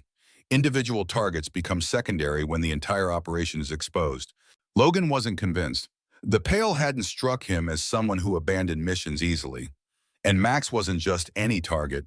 He was leverage against both Logan and Sloan. As they approached the final stretch of highway leading to the facility, Logan's monitoring device suddenly activated. Max's vital signs appeared. Elevated heart rate, respiratory rate increased. He was awake and active at 2 a.m. Something's wrong, Logan said. Max's vitals are showing stress patterns. Sloan accelerated further. How far? 10 minutes. Those 10 minutes were the longest of Logan's life. As they turned onto the private road leading to the facility, they saw emergency vehicles ahead. Police cars and ambulance lights flashing in the darkness. Logan's heart nearly stopped. No, he whispered. Please, no. Sloan pulled up to the security checkpoint where a guard was directing emergency vehicles. What's happening? She demanded, showing her ID. Miss O'Hara, thank goodness. We've been trying to reach you. The facility's communications were jammed. Some kind of electronic attack. The children. Ahorn, Logan interrupted. Are they safe? Yes, sir. All accounted for. But we have 4 security personnel down. Armed intruders breached the perimeter about an hour ago. Our staff repelled them, but not before they damaged the communications array. Relief washed through Logan like a physical force. I need to see my son, Max Carter. Of course, sir. He's in the main building with the other children. They've been moved to the secure room as a precaution. Logan was out of the car before it fully stopped running toward the main building. Inside, staff members were coordinating with police, giving statements, checking systems. Logan ignored them all, following the signal on his monitoring device. He found Max in a large room with the other children, watched over by staff members. His son was sitting with the boy he'd mentioned before, Jack, both of them looking tired but surprisingly calm. Max looked up, his face lighting with recognition. Dad, Logan crossed the room in 3 strides, sweeping his son into his arms, holding him tight enough to feel his heartbeat. Are you okay? Are you hurt? I'm fine, Dad. We had a lockdown drill just like at school. The bad guys didn't even get in our building. Logan pulled back, examining his son's face. No fear, no trauma, just mild excitement at the late-night adventure. The resilience of children never ceased to amaze him. Did you finish your job? Dad, is that why you came back early? Logan glanced at Sloan, who had entered behind him. Yes, buddy, the job is done. And it was. The evidence was public now, spreading across global media faster than any containment effort could stop it. Crimson Atlas was exposed. The unauthorized experiments, the deaths, the government complicity, all of it laid bare for the world to see. The immediate danger had passed. But as Logan held his son, he knew this was just the beginning of a new chapter. The people behind Crimson Atlas wouldn't simply disappear. The Pale was still out there, and now Logan and Max were publicly connected to the biggest intelligence scandal in decades. They weren't safe, not yet, but they had won the first battle, and sometimes that was enough to change the course of the war. The facility buzzed with activity despite the late hour. Police officers took statements from security personnel, medical teams attended to the injured guards, and administrative staff worked to restore the damaged communication systems. Through it all, Logan refused to let Max out of his sight. They sat together in the facility's cafeteria, Max nursing a hot chocolate that a kind-hearted staff member had prepared. Despite the excitement, the boy's eyelids were growing heavy. It was nearly 3 a.m., far past his bedtime. Dad, are the bad guys coming back? Logan smoothed Max's hair, his touch gentle despite the tension still coursing through his body. No, buddy, the police are here now and the security team is making sure everything's safe. Why did they come here? Was it because of your new job? Logan exchanged glances with Sloan, who sat across the table, her face drawn with exhaustion and concern. How much could he explain to an 8-year-old about government conspiracies and neural interface technology? Some people were doing bad things, Max. Ms. Harrow and I helped stop them. That made them angry. Max considered this with the straightforward logic of childhood. Like when Tyler stole answers from Emily's test and she told the teacher, and then Tyler put gum on her chair. Logan couldn't help but smile. Something like that, but much bigger. Did you tell the teacher? Sloan leaned forward. We told everyone, Max. The whole world knows now. Max's eyes widened. The whole world, like even China and Africa. Even there, Sloan confirmed with a tired smile. The facility director approached their table, his expression grave despite his attempt at professionalism. Ms. Harrow, Mr. Carter, I've just received word. Federal agents are en route. They'll be here within the hour. Logan tensed. Which agency? FBI primarily. But there are others. The news about Crimson Atlas. It's causing quite a situation in Washington. Logan turned to Sloan. We need to decide our next move, quickly. She nodded, the weight of the decision evident in her eyes. The evidence is public. Running would make us look guilty of something other than exposing the truth. Dad, Max's voice was small concern. Are we in trouble? Logan squeezed his son's shoulder reassuringly. No, buddy. We did the right thing. But when people do big right things, sometimes it gets complicated. The facility director cleared his throat. If I may, the FBI agents specifically requested that you remain here. They emphasize that you are not under arrest or being detained. They want to ensure your safety and take your statements. Logan's military experience made him skeptical. Safety could quickly become custody, and statements could become interrogations. But Sloan was right. Running now would only complicate matters. And with Max involved, creating a life as fugitives wasn't a viable option. We'll stay, he decided, but I want assurances about our legal status, and I want my son kept out of this as much as possible. Of course, the director agreed. We have protocols for situations involving our young residents. Child psychologists, appropriate questioning environments, legal advocates present at all times. Logan turned to Max, who was fighting to keep his eyes open. Let's get you back to bed, buddy. You need some sleep. Will you stay with me? Right beside you, I promise. As Logan carried his drowsy son back to the sleeping quarters, so Sloan followed a few steps behind. The adrenaline of the past hours was fading, leaving behind bone-deep exhaustion and the dawning realization of what would come next. Questioning, investigations, perhaps even congressional hearings. Their lives had changed irrevocably. In the dormitory area, Logan settled Max into bed, tucking the blankets around him and placing his inhaler within easy reach. The other children, were already asleep, the excitement of the lockdown drill having worn off quickly for most. "Dad," Max murmured, already half asleep, "are we still going to build my robot chef?" Logan smiled, his heart aching with love for this remarkable child who, despite everything, still held on to his dreams and projects. "Absolutely. First thing when all this is over. Promise. Cross my heart." Max's eyes drifted closed, the simple exhaustion of childhood overtaking the excitement of the night's events. Logan sat beside the bed, watching his son's chest rise and fall with each breath, grateful beyond words that he was safe. Sloane waited by the door, giving them this moment of privacy. When Logan finally stood and joined her in the hallway, her expression was resolute. "Logan, there's something we need to discuss before the FBI arrives." They found a small conference room where they could speak privately. Sloane looked more vulnerable than he'd seen her before. The powerful CEO facade completely gone, replaced by a woman who had risked everything to expose a terrible truth. "What we've done will have consequences," she began. "Major government contractors, intelligence agencies, military research divisions, they're all implicated in Crimson Atlas. They'll fight back, try to discredit us, minimize the evidence, spin the narrative." "I figured as much. I prepared for this. My legal team is already mobilizing. The best constitutional lawyers, civil liberties experts, media consultants. They'll be here by morning." She hesitated. "But there's something else we need to consider. Something beyond the legal battles." Logan waited, sensing the weight of whatever she was about to propose. "The Nexus technology, the original ethical version, it's still valid, still valuable. It could help millions of people with paralysis, locked-in syndrome, severe communication disorders. But after this scandal, it might be buried forever. Years of potential medical advancement lost." "What are you suggesting?" "A new research initiative, independent, transparent, ethically overseen.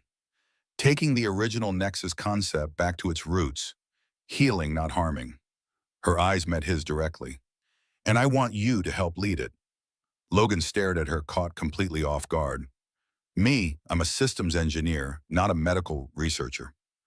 "Exactly. You understand the technical architecture, the security implications, the potential vulnerabilities. But more importantly, you have what the original project lost, an unwavering ethical compass. You put your son's welfare above everything, even when faced with extraordinary pressure."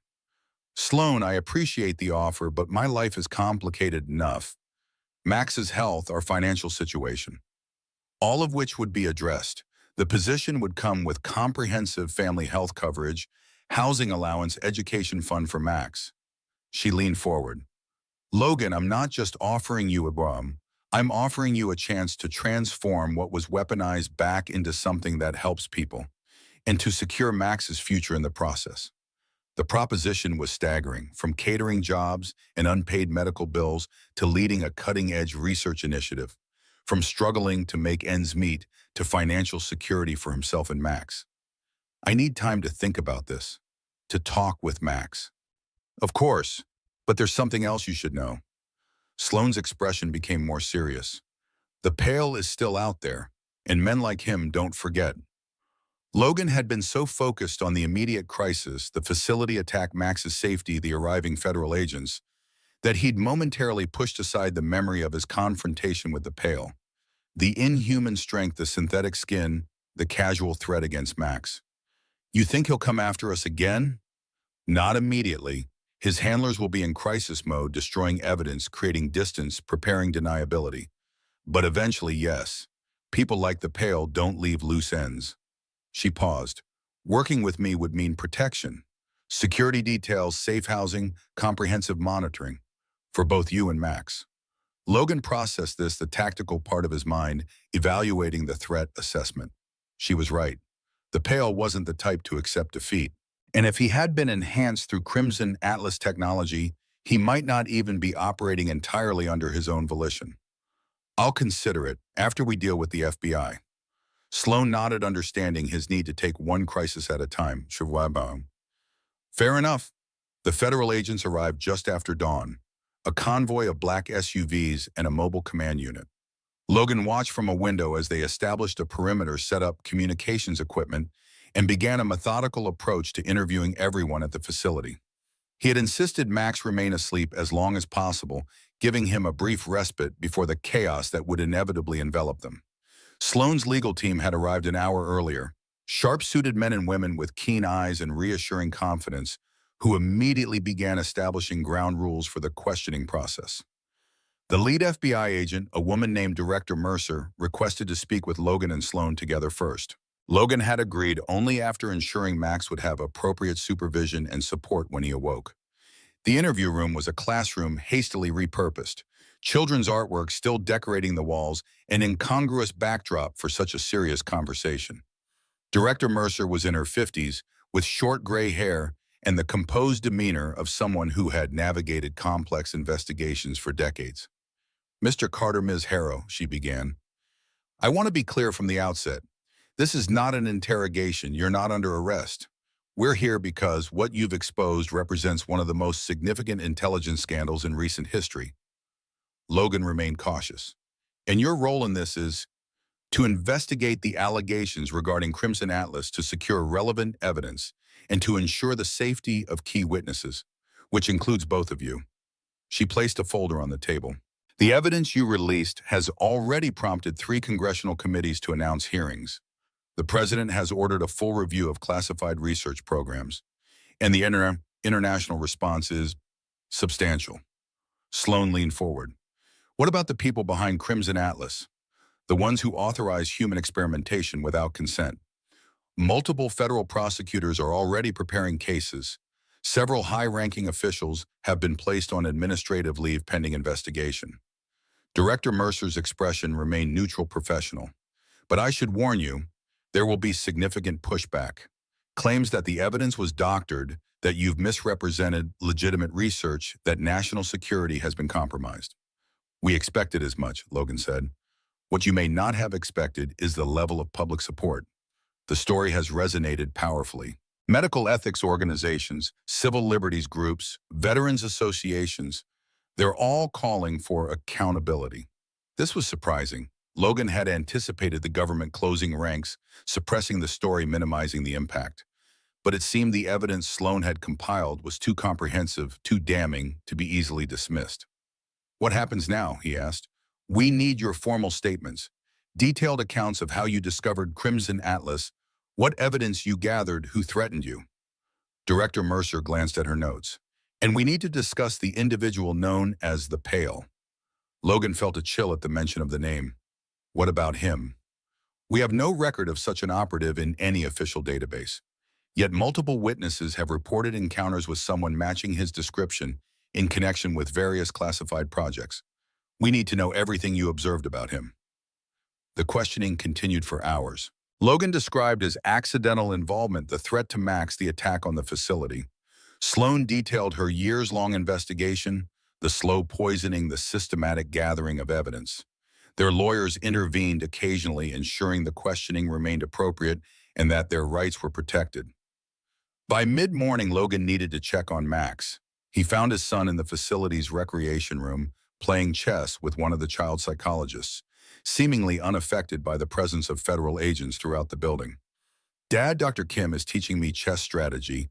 Did you know there are 20 possible first moves in chess, but only a few are really good?" Logan smiled, relief washing through him at seeing Max so relaxed. "That's fascinating, buddy. Are you hungry? It's almost lunchtime." "They brought us pancakes for breakfast, with real maple syrup. Can we have that at home too?"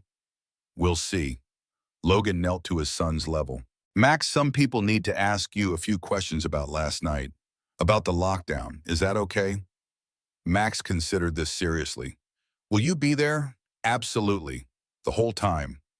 "Okay then." The interview with Max was handled with remarkable sensitivity. A specialized child interviewer asked simple, non-leading questions, while Logan and a child advocate remained present.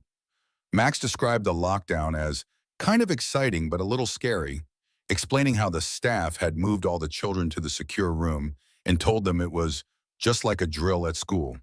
When asked if he knew why the bad people had come to the facility, Max looked to Logan uncertainly. "It's okay, buddy. You can tell them what you know. Dad and Ms. Harrow stopped some people from doing bad things. Like when Emily told on Tyler for cheating. The interviewer smiled gently. And how do you feel about that?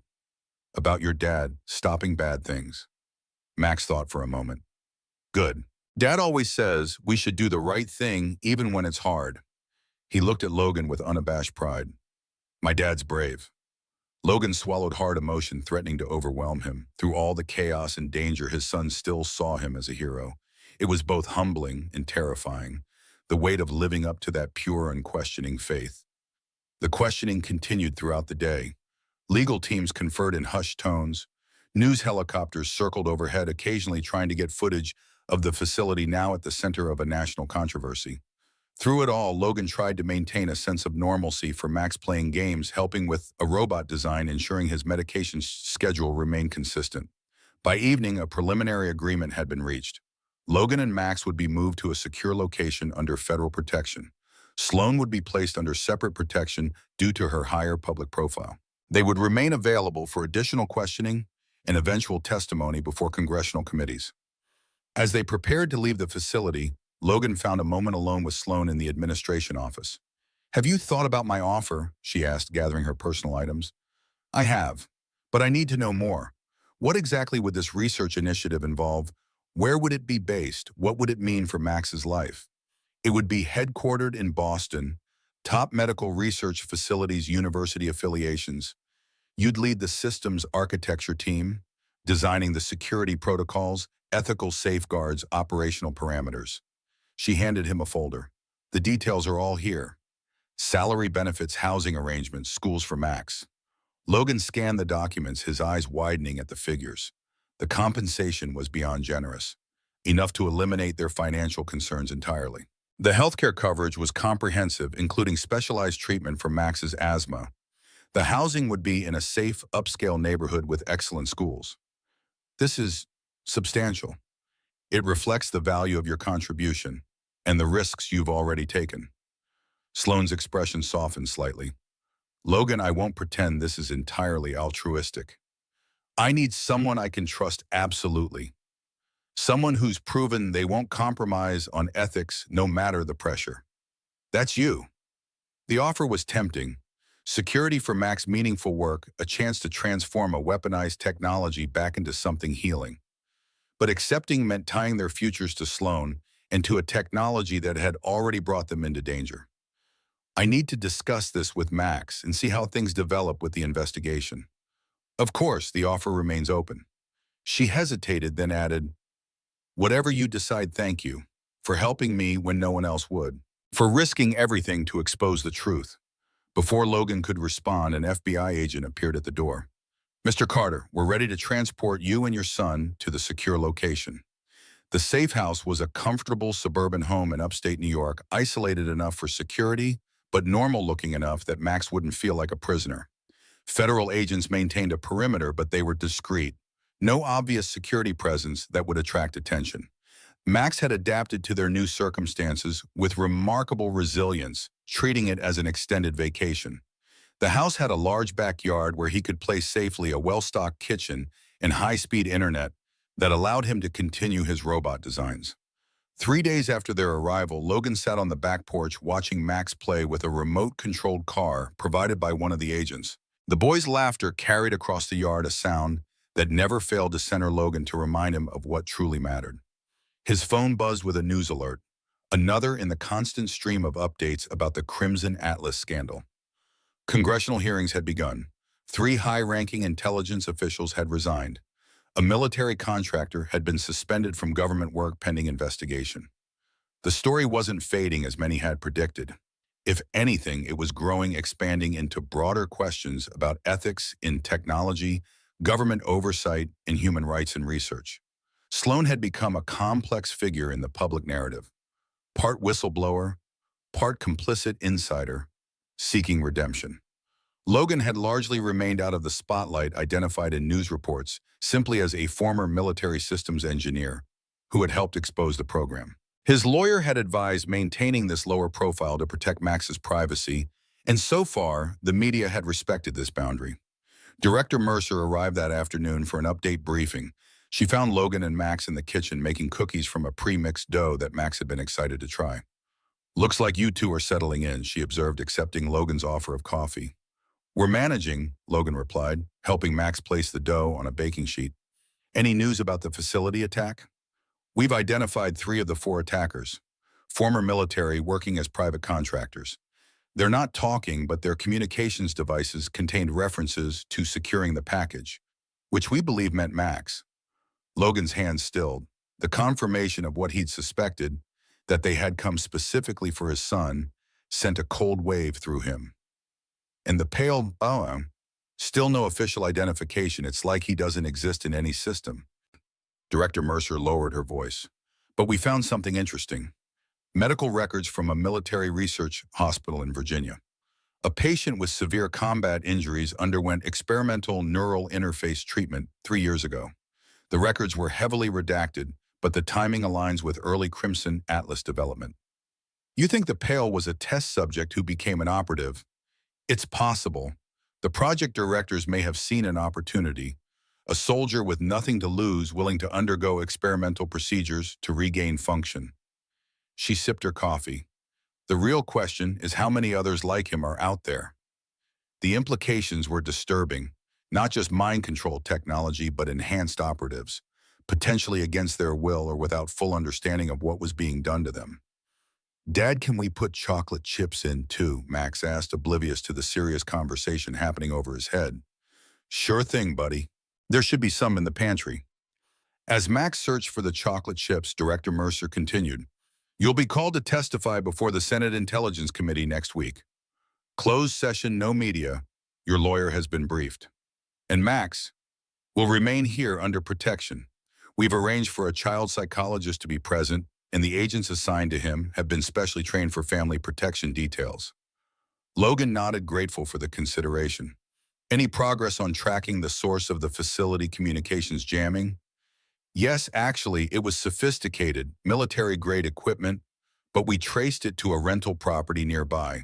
Paid for with cash, but security cameras gave us an image. She showed Logan a photo on her tablet. A woman in her 40s, nondescript, wearing sunglasses. Recognize her? Logan studied the image. No, but the Pale doesn't work alone. Exactly. We believe she's part of his operational team. Technical support. After Director Mercer left, Logan found himself staring at Max's robot designs spread across the kitchen table.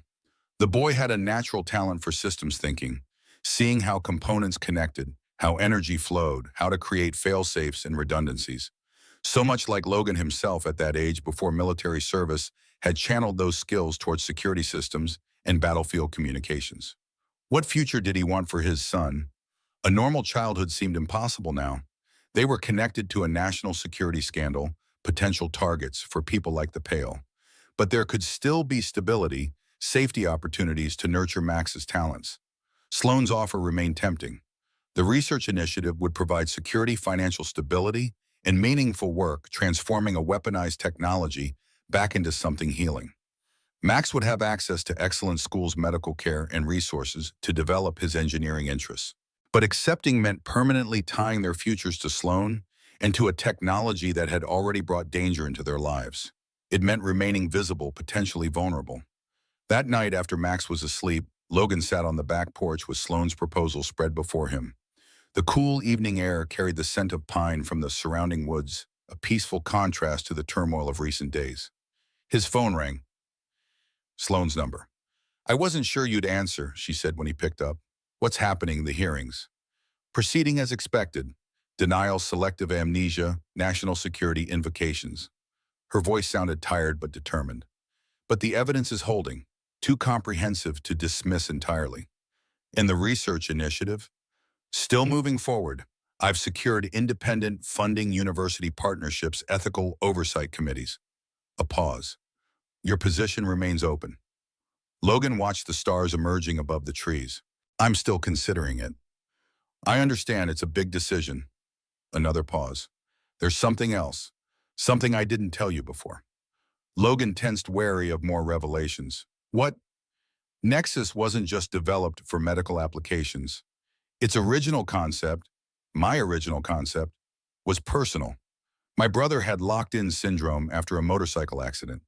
Complete cognitive awareness, but unable to communicate except through eye movements. I wanted to give him his voice back. This was unexpected. A human motivation behind the technology that had been so horrifically corrupted. Did it work the original version partially? He could communicate basic needs emotions. It wasn't perfect, but it was something.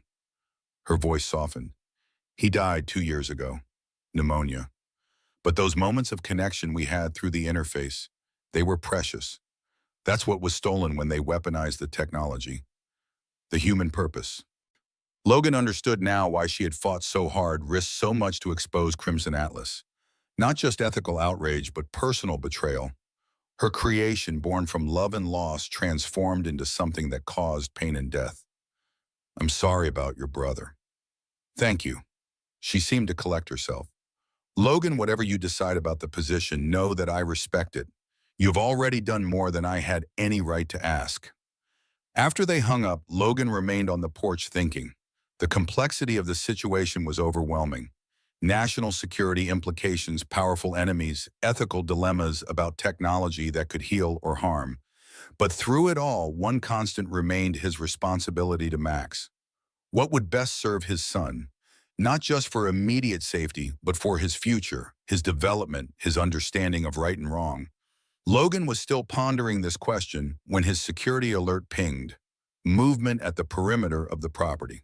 He checked the app on his phone, expecting to see federal agents doing their regular patrol. Instead, he saw a thermal image of someone moving through the trees beyond the backyard. Someone avoiding the security cameras, moving with military precision. His blood ran cold.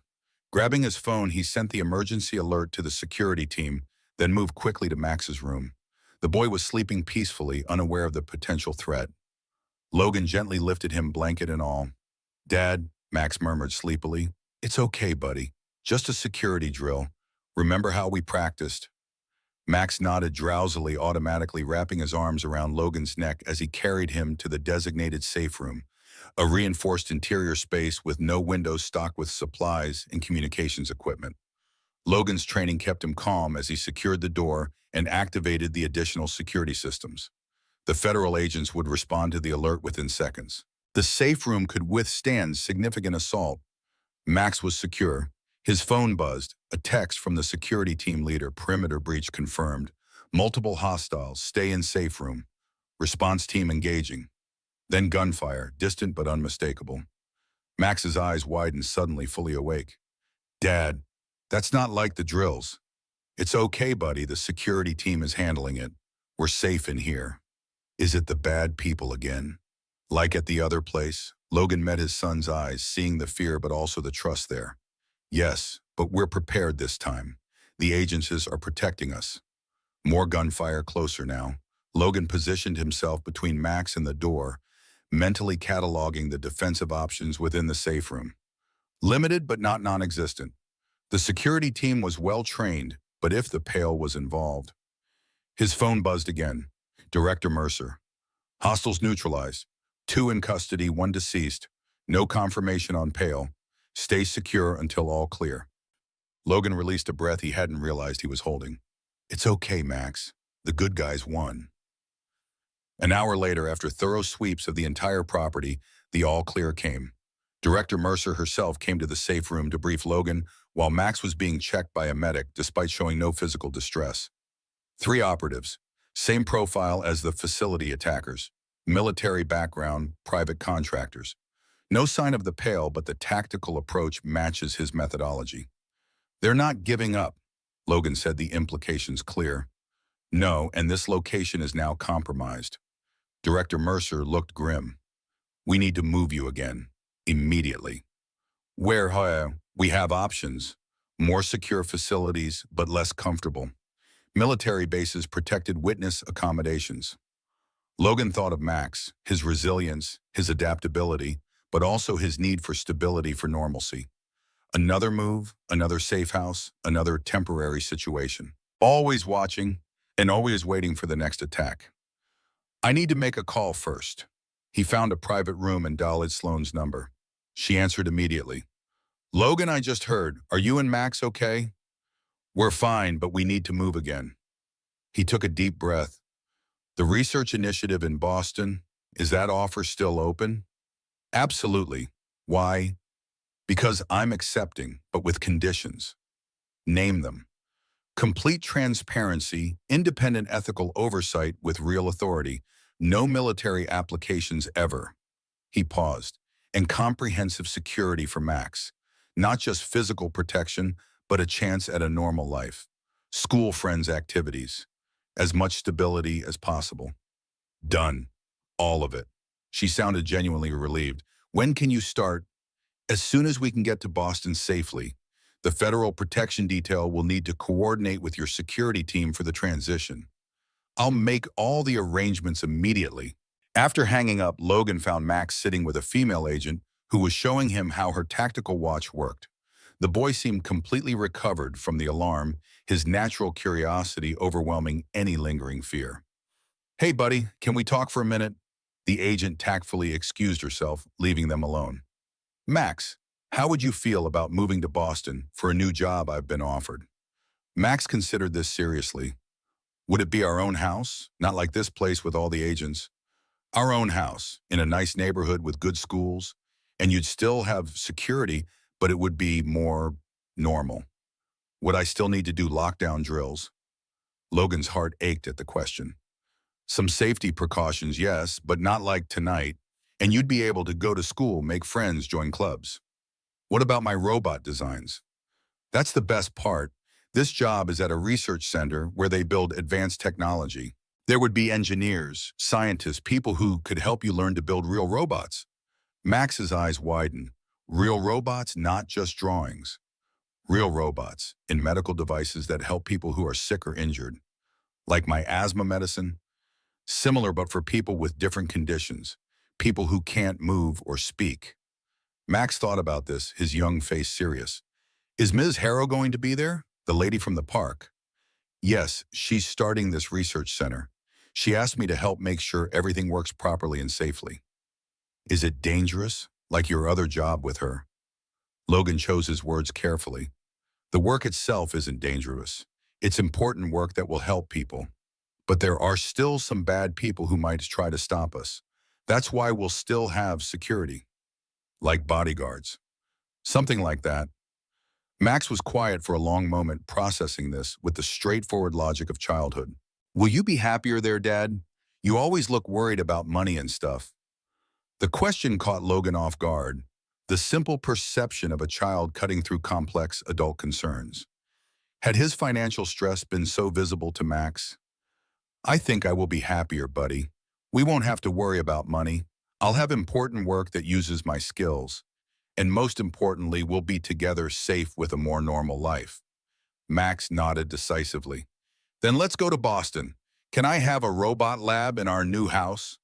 Logan laughed, pulling his son into a hug. We'll see about that. The transition happened quickly. Within 48 hours, they were airborne in a private jet arranged by Sloan's security team and cleared by federal authorities. Max was thrilled by his first flight, pressing his face against the window to watch the landscape below, pointing out patterns and shapes in the clouds. Boston greeted them with clear autumn skies. Their new home was a renovated brownstone in a historic neighborhood, elegant but not ostentatious, with advanced security systems integrated so seamlessly they were nearly invisible. Max's bedroom had been prepared with care, including a small workstation for his robot designs and bookshelves filled with science and engineering books appropriate for his age. The research center, officially named the Ramirez Institute for Neural Interface Technology after Sloan's brother, occupied a modern building in Cambridge near MIT. Logan's office overlooked the Charles River, a peaceful view that belied the importance of the work happening inside. His role was exactly as Sloan had described, leading the system's architecture team, designing security protocols, ethical safeguards, and operational parameters for the next generation of neural interface technology. His military background and systems expertise made him uniquely qualified to anticipate vulnerabilities and prevent misuse. Max thrived in his new environment. His private school had an exceptional STEM program that nurtured his engineering interests. His asthma was managed by specialists at a top children's hospital. And true to Logan's condition, security was comprehensive but unobtrusive. Trained personnel who looked like ordinary staff, advanced monitoring systems protocols, that allowed Max as much normalcy as possible. 3 months after their arrival, as winter settled over Boston, Logan stood in the observation room above the research center's main laboratory. Below, a patient with advanced ALS was using the first prototype of the new Nexus system, communicating complex thoughts through an interface that translated neural activity into text and speech. "It's working," Sloan said quietly, joining him at the window. "Real-time communication, no invasive implants, no risk of neural pathway damage. The security protocols are ours holding too. No external access points, no vulnerability to remote manipulation." They watched as the patient, a former professor of literature, composed a message thanking the research team. The synthesized voice carried emotion despite its artificial nature, conveying genuine gratitude. "This is what it was always meant to be," Sloan said. "A bridge across isolation, a voice for those silenced by disease or injury." Logan nodded. In the months since exposing Crimson Atlas, the national conversation had evolved. Congressional hearings had resulted in new oversight mechanisms for classified research. Ethics committees had gained actual authority. Whistleblower protections had been strengthened. The Pale remained at large, a shadow that necessitated continued security precautions. But as handlers had been identified, indicted, some already convicted. The immediate threat had receded as those responsible for Crimson Atlas focused on their own legal defenses rather than silencing witnesses. "Max wants to show you his latest design," Logan said. "He's been working on it all week." Sloan smiled.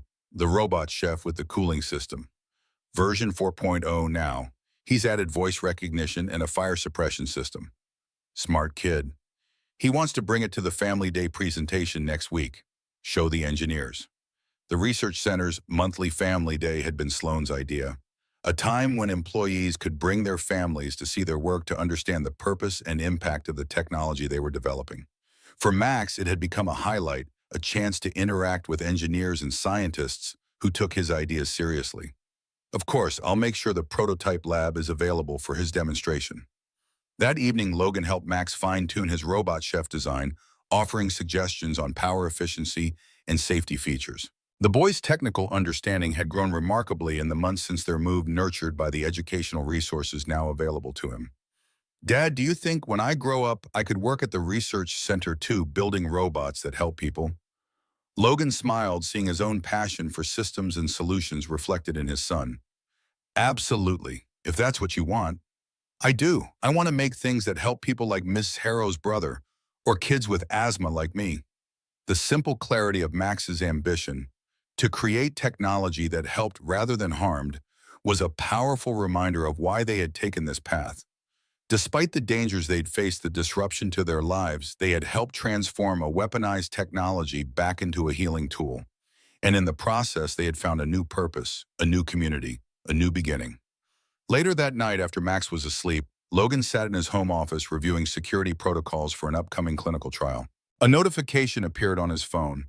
A message from Director Mercer, who had maintained contact throughout the transition. "Thought you should know. Facial recognition caught possible Pale sighting in Toronto. Not confirmed, but similar physical characteristics. Stay vigilant." The message was a reminder that their story wasn't completely finished. The Pale, whether operating on his own or under new handlers, remained a potential threat, one that necessitated continued caution, continued vigilance. But as Logan checked the security systems and looked in on his sleeping son, he felt something beyond the familiar weight of responsibility and protection, something that had been missing during those years of struggle and survival. Hope, not just for immediate safety or financial stability, but for a meaningful future, for work that mattered, for Max's bright potential, for technology that served humanity rather than controlled it. The next morning, as they walked to Max's school through the crisp Boston air, Logan noticed his son studying the people they passed, the businesswoman checking her phone, the college students with backpacks, the construction workers repairing a sidewalk. "What are you thinking about, buddy?" Max looked up thoughtfully. "All these people don't know, do they? About the bad things we stopped, about the Pale and Crimson Atlas and everything. Most of them don't know. They heard about it on the news, but they don't know we were involved. Is that sad that they don't know what you did?" Logan considered the question. "No, it's not sad. What matters is that those people are safe now, that the bad technology isn't being used to hurt them. They can just live their lives, go to work, see their families. Max nodded, seeming to understand. Like how I can go to school and work on my robots without worrying about bad guys coming. Exactly. Dad, yeah, buddy. I'm proud of you for stopping the bad guys. Even though it was scary, Logan felt his throat tighten with emotion. Thank you, Max. That means a lot to me. They continued their walk hand in hand, father and son, their extraordinary experiences hidden beneath the appearance of ordinary life. The threats they had faced the system, they had exposed the technology they were now helping to redirect toward healing. All of it invisible to the people they passed on the street. And that, Logan realized, was perhaps the greatest success of all. Not fame or recognition, but the quiet knowledge that they had helped preserve the very normalcy that surrounded them. That Max could grow up in a world where neural interface technology helped people communicate rather than controlling them against their will. A world where a single dad with specialized skills and an unwavering ethical compass could make a difference. Where doing the right thing even when difficult or dangerous still mattered. As they reached the school gates, Max gave him a quick hug before racing off to join his friends. Logan watched him go, this remarkable child who had faced extraordinary circumstances with such resilience and courage. Whatever challenges still lay ahead, the continuing fallout from Crimson Atlas, the complex path of developing ethical technology, they would face them together. Father and son, engineer and future inventor, protector and protected. And in that knowledge, Logan found a peace he had thought impossible just months ago. Not the absence of danger, but the presence of purpose. Not perfect safety, but meaningful security. Not an easy path, but the right one. For himself, for Max. For the future they were helping to build, one ethical system at a time.